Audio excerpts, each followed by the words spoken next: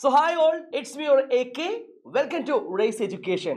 Today നമ്മൾ പഠിക്കാൻ പോകുന്നത് NMMSൽ നിങ്ങൾക്ക് എക്സ്പെക്ട് ചെയ്യേണ്ട ഉറപ്പായിട്ടും ചോദിക്കാൻ സാധ്യതയുള്ള ഒരുപാട് ചോദ്യങ്ങളാണ്.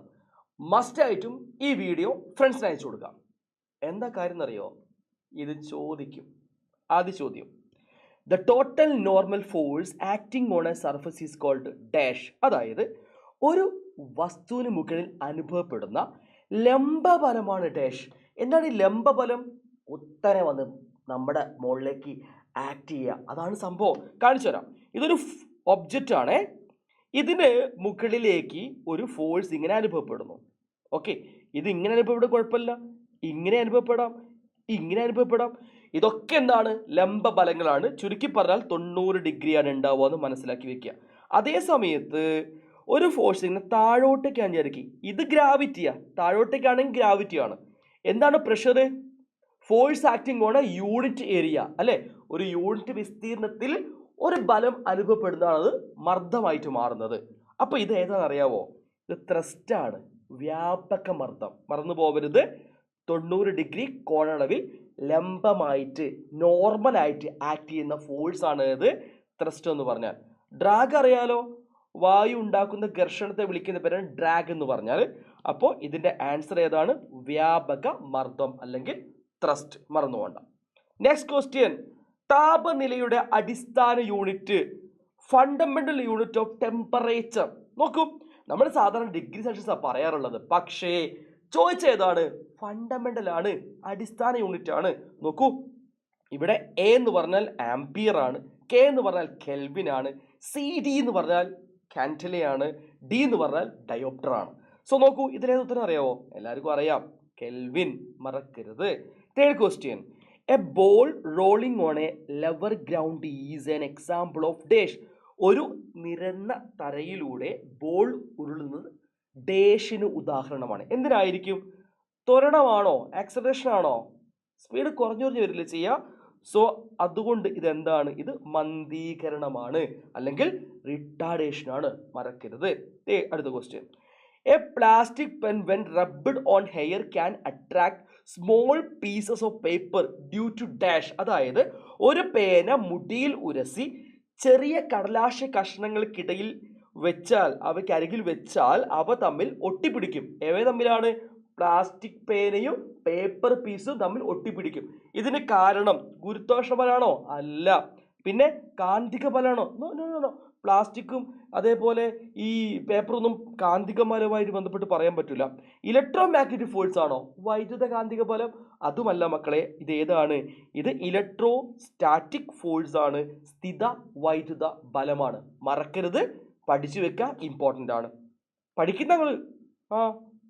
അടുത്തത്, strength of electro magnets depends on. അതായത് വൈദ്യുത കാന്തങ്ങളുടെ ശക്തിയെ സ്വാധീനിക്കുന്ന ഘടകങ്ങൾ. ഒന്ന്, number of turns of the coiled conductor. നിങ്ങൾ പഠിച്ചിട്ടുണ്ട്. ഞാനിവിടെ ഒരു അയണയിൽ എടുത്തു.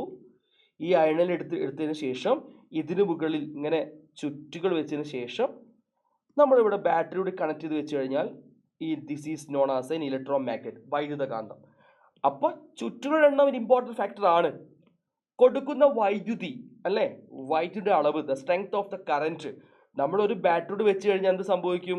കുറച്ചുകൂടി സ്ട്രോങ് ആയിട്ട് അത് വർക്ക് ചെയ്യും. പിന്നെ എന്താണ്? Area cross section of the soft iron place inside the coil. അതായത് ഇവിടെയുള്ള പച്ചിരുമ്പിന്റെ ഛേദതല വിസ്തീർണം. അപ്പോൾ ഉത്തരം ഏതാടാ? ഇതെല്ലാം ഉള്ളതുകൊണ്ട് ഓൾ ദ എബോവ് ആൻസർ. മറക്കരുത്. Next question, A bar magnet is suspended freely at its centre. The direction of these magnet is. ഒരു ബാർ കാന്തത്തെ സ്വതന്ത്രമായി കെട്ടിത്തൂക്കിയിരിക്കുന്നു. അങ്ങനെയെങ്കിൽ അത് എങ്ങനെ നിൽക്കുന്ന ചോദ്യം? നമ്മൾക്ക് എല്ലാവർക്കും അറിയുന്ന കാര്യമാണ്. കാന്തത്തിന്റെ നോർത്ത് പോളും സൗത്ത് പോളും ഉണ്ട്. ഇതോട് പഠിച്ചു വെച്ചോ. കാന്തത്തിന്റെ നോർത്ത് പോള് എർത്തിന്റെ നോർത്തിലേക്കും കാന്തത്തിന്റെ സൗത്ത് പോള് എർത്തിന്റെ സൗത്തിലേക്കാണ് ഫോക്കസ് നിൽക്കുന്നത്. മനസ്സിലാക്കി വെക്കുക. അപ്പോൾ നമുക്കിവിടെ കാര്യം കിട്ടിയിട്ടുണ്ട്, കൃത്യമായി പറയുന്നത് നോർത്ത് സൗത്ത് ഡയറക്ഷൻ. ഇതാണ് അതിന്റെ ഉത്തരം. ഞാൻ വേറൊരു ആൻസറോടെ പറഞ്ഞു വെച്ചിട്ടുള്ളത്, ഇതോട് മനസ്സിലാക്കി വെക്കണം കേട്ടോ. നോർത്ത് എപ്പോഴും ഭൂമിയുടെ നോർത്തിലേക്കായിരിക്കും. മാഗ്നറ്റിന്റെ സൗത്ത് എപ്പോഴും ഭൂമിയുടെ ജിയോഗ്രഫിക്കൽ സൗത്തിലേക്കായിരിക്കും. മറന്നു പോകരുത്, വിശദമായി നമ്മൾ പഠിക്കും. Don't worry. അടുത്ത question, fuse wire is made up of. നമ്മൾ ഉപയോഗിക്കുന്ന ഫ്യൂസ് വയർ ഇല്ലേ, നമ്മൾ സാധാരണ വീട്ടിലൊക്കെ ഉണ്ടാക്കുന്ന ഫ്യൂസ് വയർ, ഉണ്ടാക്കല്ല കെട്ടുന്ന ഫ്യൂസ് വയർ ചെമ്പ് കമ്പി കൊണ്ടാണ് കെട്ടാറുള്ളത്. പക്ഷെ ഇവിടെ ഓപ്ഷൻ നോക്കിയപ്പോൾ ചെമ്പിൻ്റെ ഓപ്ഷൻ തന്നെ അല്ല, കുടുങ്ങിയില്ലേ. എന്തൊക്കെയാ? നിക്രോം ഉണ്ട്, ടിൻ പ്ലസ് ലെഡ് ഉണ്ട്, ടങ്സ്റ്റൺ ഉണ്ട്, സിൽവർ ഉണ്ട്. സിൽവർ എടുക്കോ? ഒരിക്കലും എടുക്കൂല, പറ്റൂല. ടങ്സ്റ്റൺ നമ്മുടെ ബൾബിന്റെ ഫിലമെന്റ് അല്ലേ.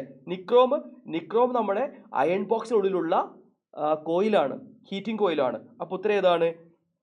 ടിന്നിന്റെയും ലെഡിന്റെയും മിശ്രിതമാണെന്ന് മനസ്സിലാക്കി വെക്കുക. Next question, working principle of A generator. അതായത് നമ്മുടെ വീട്ടിൽ ഉപയോഗിക്കുന്ന ജനറേറ്റർ അല്ലേ, അതിന്റെ പ്രവർത്തന തത്വം നോക്കൂ. ഇലക്ട്രോ മാഗ്നറ്റിക് ഇൻഡക്ഷൻ, വൈദ്യുത കാന്തിക പ്രേരണമാണോ, മ്യൂച്വൽ ഇൻഡക്ഷൻ ആണോ, സെൽഫ് ഇൻഡക്ഷൻ ആണോ, നൺ ഓഫ് ദ എബോ, ഇതിലൊന്നുമില്ലാത്തതാണോ? നോക്കൂ, നമ്മുടെ ജനറേറ്ററിന്റെ വർക്കിംഗ് പ്രിൻസിപ്പിൾ വൈദ്യുത കാന്തിക പ്രേരണമാണ്. കാരണം വൈദ്യുതി ഉണ്ടാക്കുന്ന ഡിവൈസ് ആണ് ആര്? ജനറേറ്റർ. സോ ഇനി ആൻസർ ഏതാണ്? ഇലക്ട്രോ മാഗ്നറ്റിക് ഇൻഡക്ഷൻ ആണ്, മറക്കരുത്. നെക്സ്റ്റ് ക്വസ്റ്റ്യൻ, നമ്മൾ ഓൾറെഡി പറഞ്ഞ ചോദ്യം തന്നെയാണ്. ബൾബിന്റെ ഫിലമെന്റ് ഏതാടാ? ടങ്സ്റ്റൺ. കൂടുതൽ ചിന്തിക്കണമായിരുന്നില്ലല്ലോ, വളരെ സിമ്പിളായ ചോദ്യം.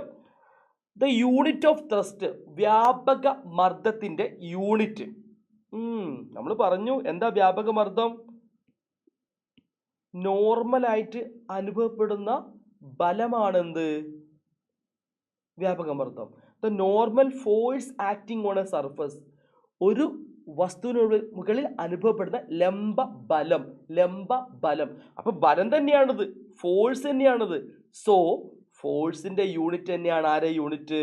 നമ്മുടെ ത്രസ്റ്റിന്റെ അല്ലെങ്കിൽ വ്യാപക മർദ്ദത്തിന്റെ യൂണിറ്റ്. എല്ലാവരും തെറ്റിക്കുന്നതാണ്.